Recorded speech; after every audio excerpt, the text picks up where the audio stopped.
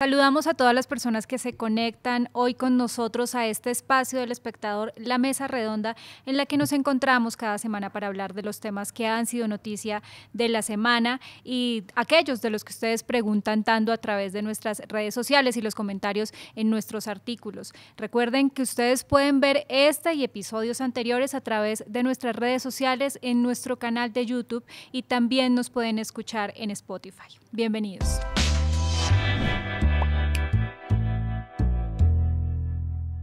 Hoy nos encontramos con Arminio Mestra, profesor docente de la Universidad Distrital Francisco José de Caldas, y con Joseph Casañas, editor de la sección de entretenimiento del Espectador, para hablar de un tema que a muchos nos conmueve y nos duele un poco, y fue el fallecimiento de Egidio Cuadrado, un gran acordeonero, el acordeonero de toda la vida de Carlos Vives, que deja una huella muy importante en el género vallenato y en lo que ha sido el vallenato para el mundo. Y justamente quisiera que comenzáramos esta conversación, profesor, tratando de explicar a qué podemos atribuir esa importancia como tan mayúscula de la figura de Egidio Cuadrado en el género. Bueno, creo que la importancia de Egidio Cuadrado en la música vallenata radica en ser el más provinciano de la provincia. Y por haber sido rey vallenato en la categoría aficionada en el año de 1973, en el año de 1984 ocupa el segundo lugar cuando gana Orangel Camilo Maestre Socarrás, y en el 85 cuando se corona rey de la leyenda vallenata. Ese es un punto de encuentro para cualquiera que desea analizar la vida de Egidio Cuadrado. Ahora, nace en una tierra de poetas, de creadores, en un entorno ambiental, social, cultural, que es Villanueva, en un barrio histórico, el barrio Cafetal, que tiene un piso histórico en la música vallenata. Por ahí pasa Jorge Celedón, por ahí pasa Daniel Celedón, por ahí pasan los grandes creadores y poetas de la música vallenata. Ese entorno social, ese geosímbolo en la música vallenata, le va a dar a Egidio Cuadrado todos los elementos necesarios para convertirse en un gran acordeonero, si quieren, o un gran acordeonista, que le va a producir a la música vallenata grandes cosas, como haber paseado 20 países por ser amigo de Belisario Betancourt, y Belisario Betancourt lo nombra como embajador del acordeón, la caja y la guayaraca en esos 20 países. Por eso creo que allí radica uno de los aspectos fundamentales en la vida musical y artística de Egidio Cuadrado. Lo hablábamos antes por fuera un poco de cámaras, antes de iniciar este programa, y es, uno asocia la figura de Egidio Cuadrado, por supuesto, a Carlos Vives, porque es por donde, digamos, con quien más desarrolla toda su carrera artística, pero hay una historia, un Egidio que existía mucho antes de Carlos Vives y que también tenía un recorrido musical interesante. Claro, bastante. Ganarse el Festival Vallenato no fue algo gratuito, algo le significó ser rey aficionado y ser rey profesional. Y uno va a encontrar un recorrido, por ejemplo, en Egidio, cuando gana el festival como rey vallenato, le toca 2 temas de Escalona, que fue el Mejoral, ¿cierto? Y la Vieja Zara. 2 temas emblemáticos en la música vallenata. Y uno hace ese recorrido y se va a encontrar que Egidio va a tener, por ejemplo, en el año 74, una grabación en disco fuente que se tituló La Juventud Vallenata, bajo la producción de Alfredo Gutiérrez. Y un tema que se destacó fue La Mariposa Hurumitera. En el año 78 graba 2 caras del vallenato. ¿Por qué 2 caras del vallenato? Porque aparece con el acordeón de botones y aparece con la concertina, que va a ser uno de los grandes ejecutores de la concertina, al lado de Gustavo Gutiérrez y José del Gordo. Y si seguimos con ese recorrido, vamos a encontrar que graba con Julio Murillo, el gran corista de las grandes agrupaciones vallenatas, 2 temas, Amparito de Lorenzo Morales y Donde Quiera que Vayas, que la cantaba de mil maravillas. Y miren, en el año de 1983 graba con Villazón, y es la primera vez que Villazón graba, y van a grabar con un trabajo que se tituló Los Románticos del Vallenato. Podría continuar con esa historia, pero yo se la dejo hasta allí como para decir que hay un antecedente musical en Egidio que a veces los medios no los cuentan, pero hoy lo estamos contando. Hay otras cosas que hacen parte de ese antecedente musical, y es, si se quiere, esa primera mirada, cuando se habla del arte, la pintura, la música, y su primera mirada tiene que ver con su hermano mayor, con Hugues, que era acordeonero o acordeonista. Y contaba Egidio, que él antes que aprender a tocar el acordeón, antes que aprender a hablar, aprendió a tocar el acordeón. ¿Cómo lo hacía? Su hermano se iba a trabajar a la sierra, a coger café, porque esta zona de Villanueva es característica por el cultivo de café, y él sacaba el acordeón que su hermano tenía guardado en un cajón con 4 llaves, se lo robaba y empezaba a imaginarse ser un gran acordeonista tocando para mucha gente. Su hermano llegaba y le daba sus soplamocos, pero él seguía insistiendo en eso. No siempre se pudo robar el acordeón de su hermano, entonces, ¿qué hacía? Tomaba cuadernos y armaba su propio Su acordeón. propio acordeón muy rudimentario, artesanal, con unas cabullas de plátano, y de nuevo imaginaba enfrentarse al diablo en una competencia. Y fíjate que no inicia tocando vallenato, inicia tocando en su concertina ranchera mexicana. La ranchera mexicana de ese entonces, di tú un Antonio Aguilar, un José Álvaro de Jiménez. Como todos los compositores nuestros, han bebido en la ranchera mexicana, porque el romancero español va a determinar que el romancero tenga que ver con la canción mexicana y con el vallenato. Ahí empieza Egidio a tocar su ranchera, igual como lo hizo Carlos Huerta, que se inspiró en la ranchera, Leandro Díaz en la ranchera, Hernando Marín Lacutir en la ranchera, Gustavo Gutiérrez, de una u otra manera también empezó escuchando la ranchera. ¿Por qué? Porque el romancero español va a tener una influencia tanto en el vallenato como en el corrido mexicano. Hablemos, Joseph, de esa relación, entonces, después, digamos, de todos estos comienzos de lo que es toda la carrera de Egidio Cuadrado, cuando llega con Carlos Vives, esa relación, ¿cómo se construye y por qué es importante, digamos, dentro de todo lo que termina siendo la carrera de ambos musicalmente y el vallenato por fuera? Claro, antes de conocerse con Carlos Vives, venía esta inspiración y toda esta trayectoria y estas influencias vallenatas que él tenía. Pero podemos mencionar por lo pronto 3. El Pollo Vallenato, que es quien revolucionó de alguna forma la interpretación del instrumento. Luis Enrique Martínez Argote. El Pollo Vallenato.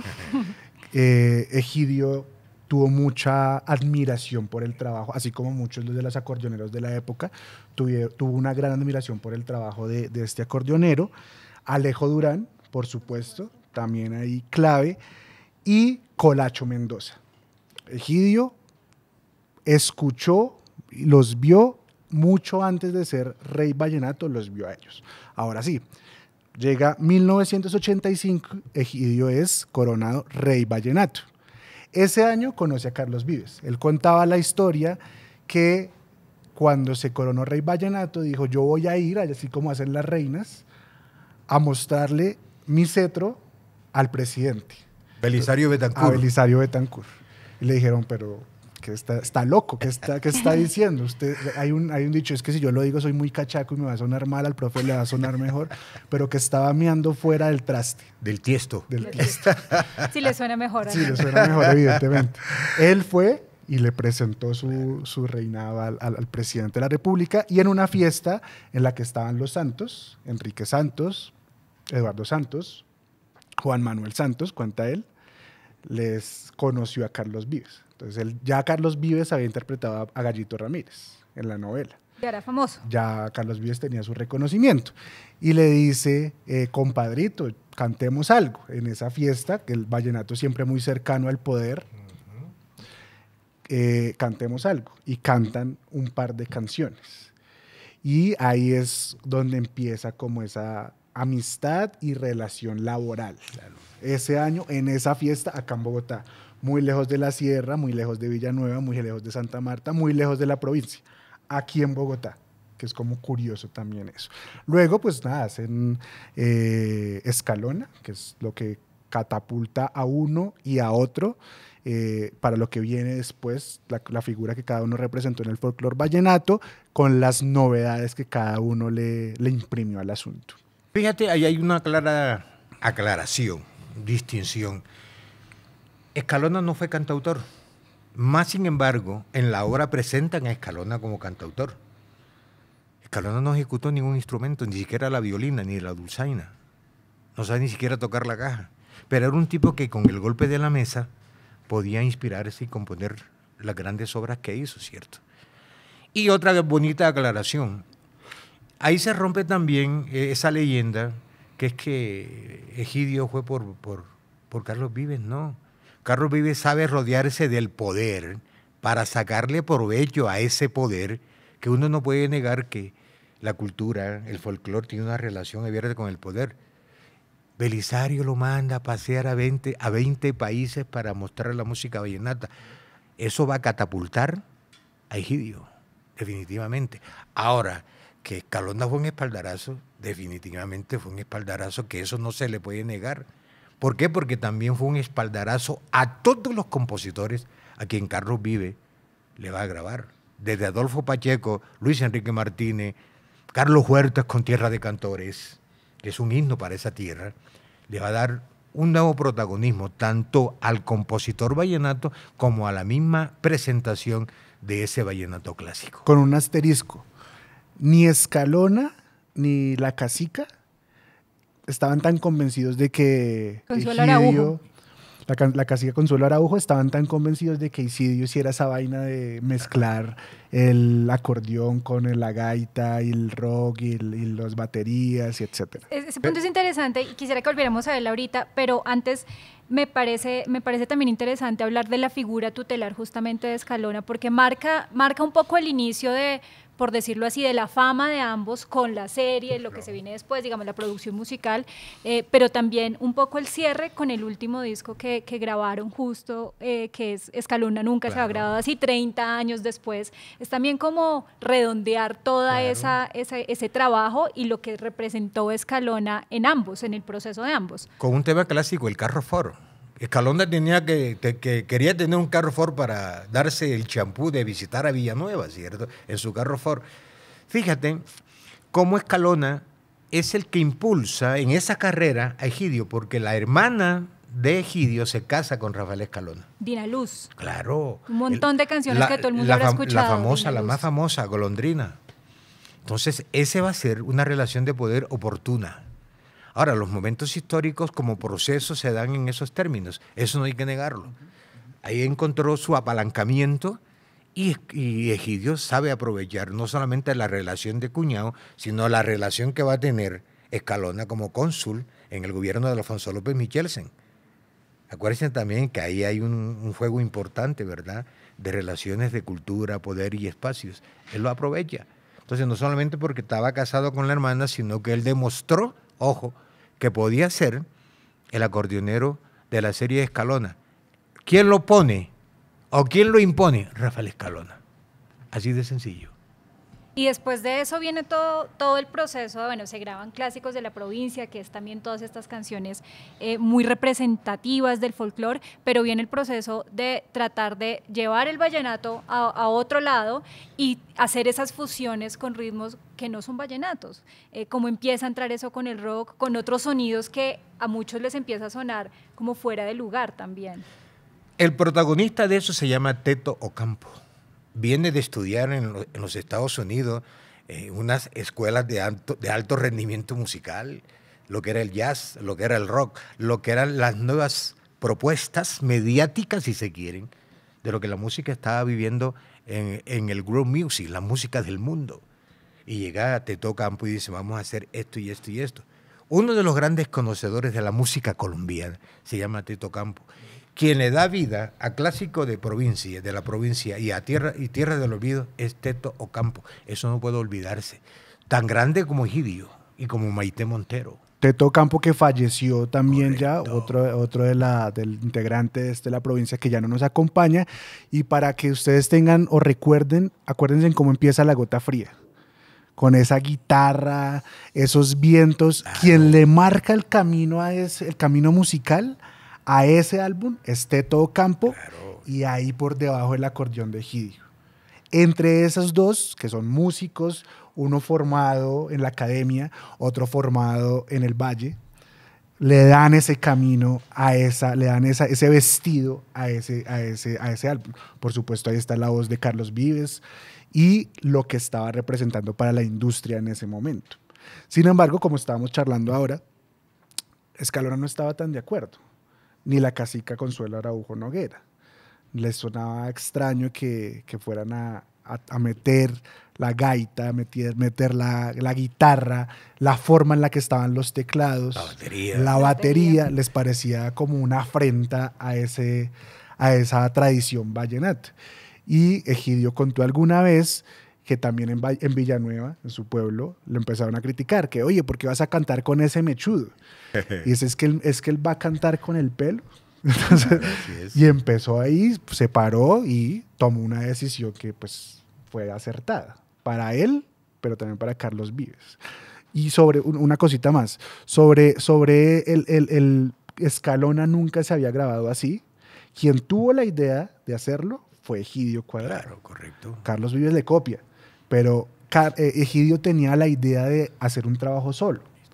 Él quería grabar, él quería hacer algo solo, no por una enemistad con Carlos Vives, sino por demostrarse y demostrarle al mundo que él también podía componer, podía cantar, etc. Marcela y Josep, ¿por qué no se va Carlos Vives, que es el verdadero provinciano de la provincia? Lo vuelvo a ratificar, porque Carlos Vives necesitaba de esa figura, de ese ícono, de ese referente que era Egidio Cuadrado, hasta el punto quien le va a dar otra dimensión, aparte de Japilora, aparte de Adriana Lucía, al sombrero volteado de la cultura zenú, va a ser el gran Egidio Cuadrado Hinojosa, hasta el punto que lo utiliza con el barbuquejo, tal como lo utilizaba Toño Fernández, el gaitero mayor de los gaiteros de San Jacinto.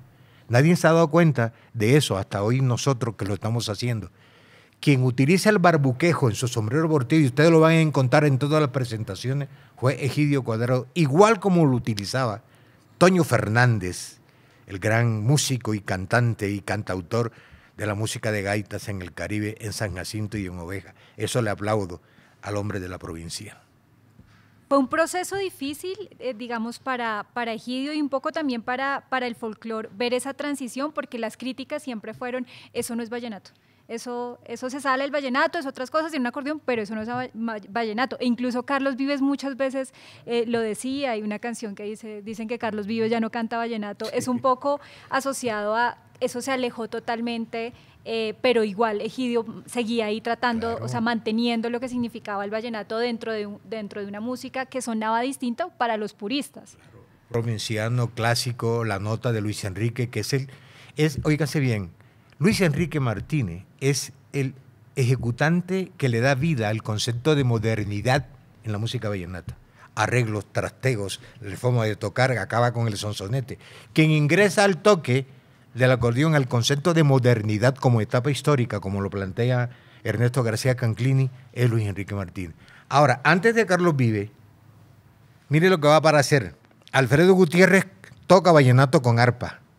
Alfredo Gutiérrez y los violines vallenatos.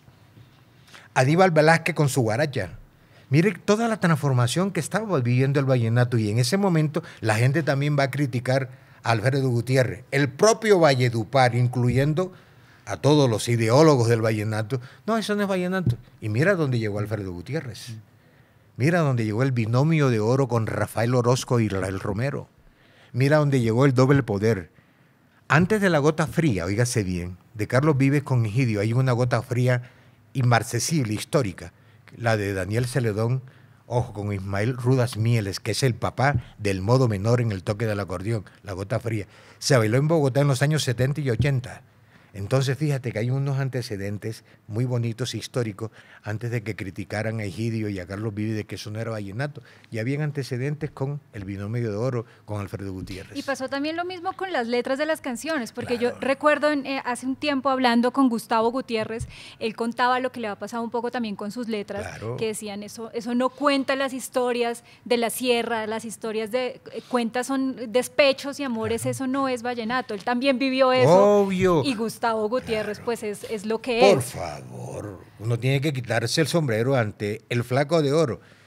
En México le decían a Agustín Lara el Flaco de Oro. Nosotros tenemos nuestro Flaco de Oro, que es Gustavo Gutiérrez Cabello. Hoy en día, ni siquiera el compositor de hoy en día puede componer la cuarta parte de lo que hace Gustavo Gutiérrez. Se perdió la metáfora, el símil, el hipérbole.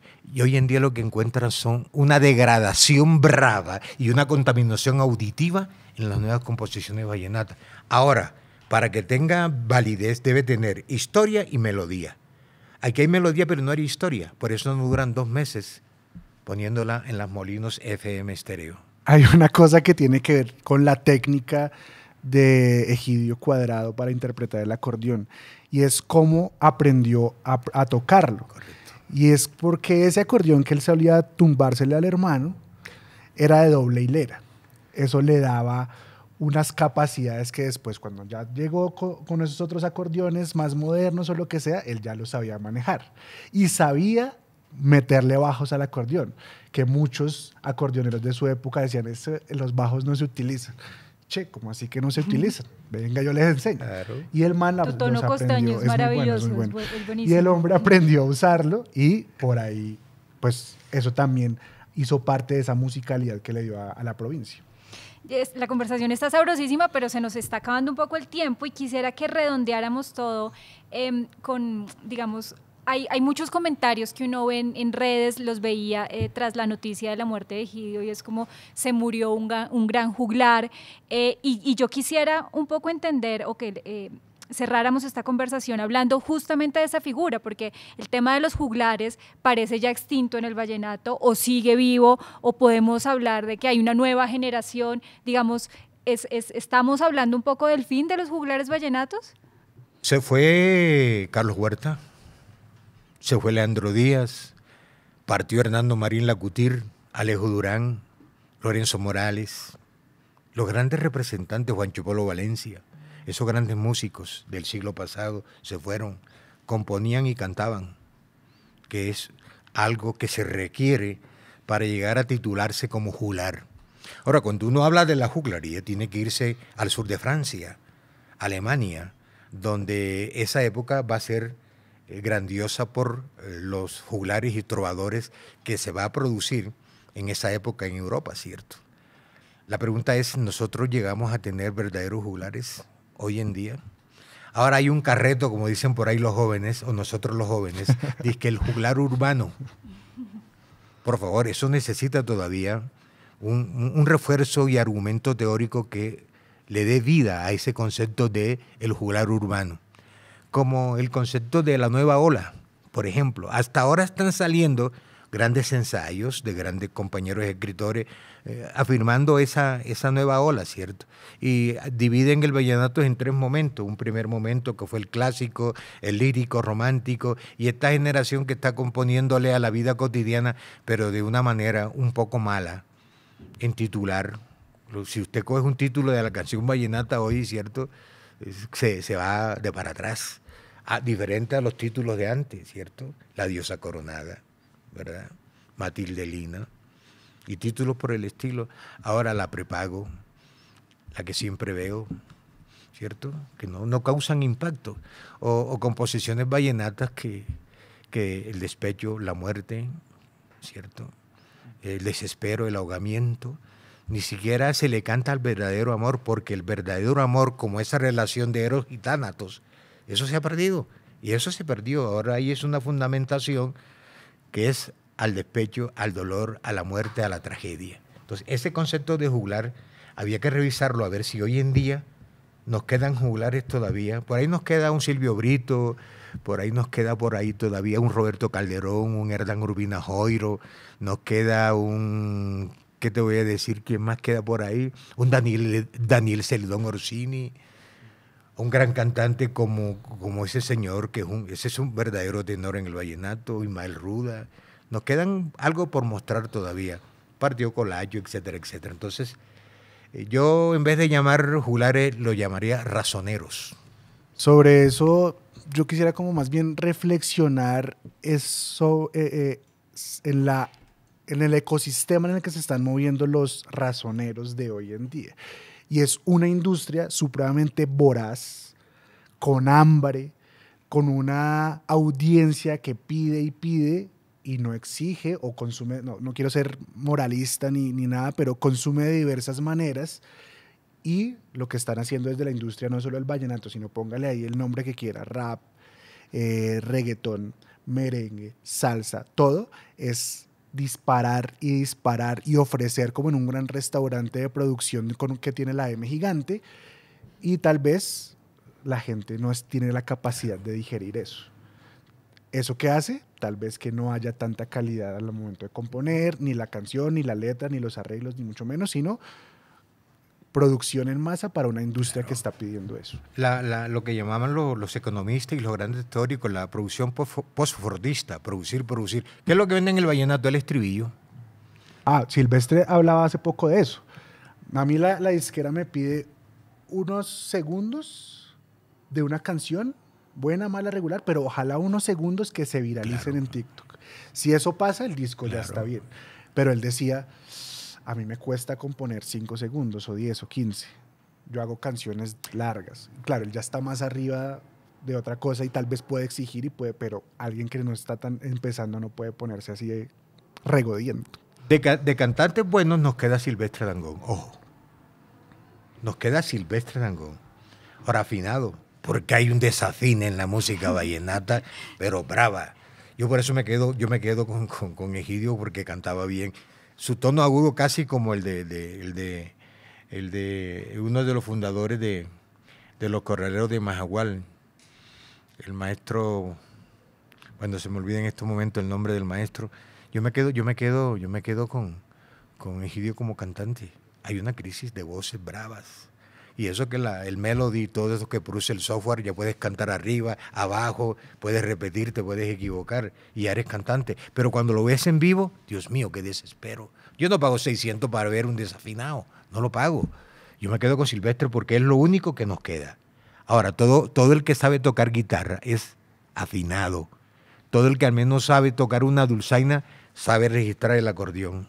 Yo me quedo con Silvestre Dangond. En estos momentos, si me ponen a escoger, aún me quedaría con Cantinero, con Juan Mario de la Espriella. Ojalá que lo que está haciendo con Juan Mario sea la copia o el seguimiento de lo que hizo con Cantinero. Es lo que llaman el vallenato yuca, ¿no? La yuquita del vallenato. Bueno, sin duda, digamos, también todo este escenario muestra también la grandeza que tuvo Egidio, porque sigue sonando y que el éxito de Escalona nunca se ha grabado así, fuera tal. Uno veía en el último concierto, la última presentación que él estuvo, que fue justamente en Bogotá, en el Campín, lo que movía. Entonces, en medio de todo esto, definitivamente y sin duda es un gran legado el que le deja a la música vallenata. Por eso ese espacio también no solamente para contar sus anécdotas y su vida, sino para rendir un homenaje a un gran músico que pues marcó un antes y un después en la música vallenata en Colombia. Al profesor, muchísimas gracias por acompañarnos, a Joseph también, a ustedes gracias por conectarse cada 8 días con nosotros en este espacio. Nos veremos de nuevo la próxima semana en otra mesa redonda.